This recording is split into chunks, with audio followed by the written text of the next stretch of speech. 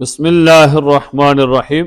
آج ہم بات کریں گے شوال کے 6 روزے رکھنے کی کیا فضیلت بیان کی گئی ہے اور شوال کے 6 روزے رکھنے کا کیا طریقہ ہے۔ تو یاد رکھیں کہ بعض لوگ یہ سمجھتے ہیں کہ عید کا چاند نظر آتے ہی نماز تراویح بھی ختم ہو جاتی ہے اور روزے بھی ختم ہو جاتے ہیں۔ یاد رکھیں کہ نماز تراویح تو ختم ہو جاتی ہے رمضان ختم ہونے کے ساتھ، کیونکہ نماز تراویح خاص ہے رمضان کے مہینے کے ساتھ۔ جیسے رمضان کا چاند نظر آتا ہے تو ہم نماز تراویح شروع کرتے ہیں، جماعت کے ساتھ پڑھتے ہیں اور پورا مہینہ ادا کرتے ہیں۔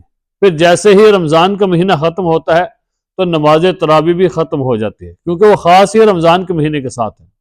لیکن رمضان کے جو فرض روزے ہیں، رمضان کے فرض روزے کی جو فرضیت ہے، جس کا حکم اللہ تعالیٰ نے دیا ہے ہمیں، وہ روزے کی فرضیت ختم ہوتی ہے، روزے باقی رہتے ہیں۔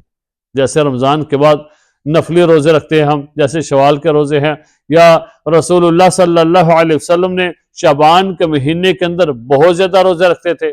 تو ایک دفعہ حضور علیہ السلام سے پوچھا گیا، یا رسول اللہ صلی اللہ علیہ وسلم، رمضان کے بعد کون سے روزے ہیں جو زیادہ فضیلت والے ہیں؟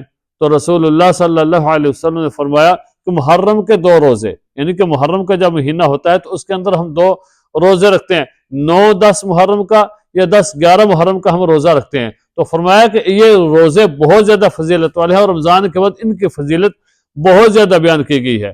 تو ہمیں بھی اللہ تعالیٰ توفیق دے تو روزے ہمیں بھی رکھنے چاہیے۔ اور آپ صلی اللہ علیہ وسلم شعبان کے مہینے کے اندر اکثر روزہ رکھے کرتے تھے، اور بعض اوقات تو صحابہ کرام رضی اللہ تعالیٰ عنہ اجمعین فرماتے ہیں کہ آپ صلی اللہ علیہ وسلم اتنی مقدار کے ساتھ اور اتنی پابندی کے ساتھ روزہ رکھتے تھے کہ ہمیں بعض اوقات لگتا تھا کہ ابھی آپ کبھی بھی افطار نہیں کریں گے، آپ مسلسل روزے رکھیں گے۔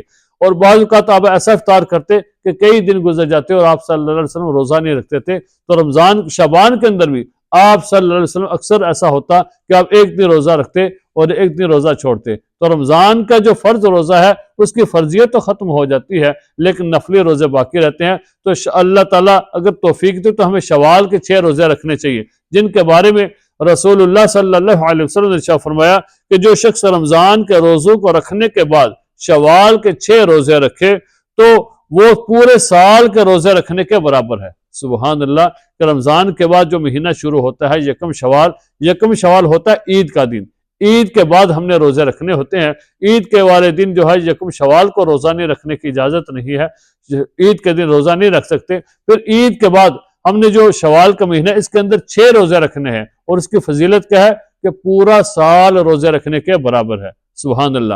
اور ایک حدیث کے اندر آپ صلی اللہ علیہ وسلم نے ارشاد فرمایا کہ جس نے رمضان کے بعد شوال کے 6 روزے رکھے، گویا کہ اس نے پورا سال روزے رکھے، جو ہے کان کا سیام الدہر، اس نے زمانہ بھر روزے رکھے ہیں۔ تو کتنی زیادہ فضیلت ہے کہ ایک بندہ 6 روزے رکھتا ہے اور اس کی فضیلت کیا ہے کہ زمانہ بھر، اور ایک جگہ پر ارشاد فرمایا سال بھر روزے رکھنے کے برابر ہے۔ تو یہ روزے ہمیں ضرور رکھنے چاہیے۔ اور ان کا رکھنے کا طریقہ کیا ہے کہ بعض لوگ سمجھتے ہیں کہ جیسے ہی عید ختم ہوتی ہے تو اگلے دن ہم نے شوال کے روزے شروع کرنے ہوتے ہیں۔ تو یاد رکھیں کہ یہ کچھ ضروری نہیں ہے کہ جیسے ہی یکم شوال ختم ہو تو 2 شوال سے آپ نے روزے شروع کرنے ہیں۔ اگر کوئی بندہ شروع کرنا چاہتا ہے تو اس میں حرج کوئی نہیں، آپ شروع کر سکتے ہیں 2 شوال سے لے کے، وہ اور زیادہ مناسب بھی ہوتا ہے، کیونکہ ایک بندے نے پورا مہینہ رمضان کے روزے رکھے ہوتے ہیں تو اس کی ایک ترتیب بنی ہوتی ہے، اس کی ایک عادت ہو چکی ہوتی ہے روزہ رکھنے کی۔ تو اس کے لیے شوال کے فوراً بعد روزے رکھنا چاہیے، قدر آسان ہوتا ہے، کیونکہ اس کی ایک عادت چلی آ رہی ہوتی ہے روزہ رکھنے کی، تو اس کو ایک ترتیب معلوم ہوتی ہے کہ میں نے اتنے بجے روزہ بند کرنا ہے اور اتنے بجے میں نے روزہ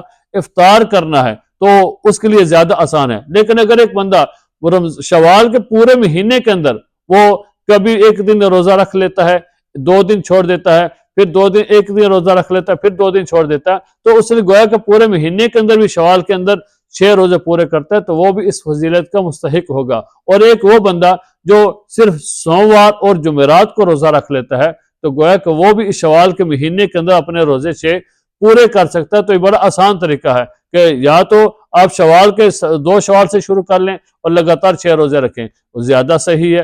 اور اگر اس طرح نہیں کر سکتے تو شوال کے پورے مہینے کے اندر جب بھی آپ کو وقت ملے آپ سوموار کا اور جمعرات کا روزہ رکھ لیں، تو یہ بھی صحیح ہے۔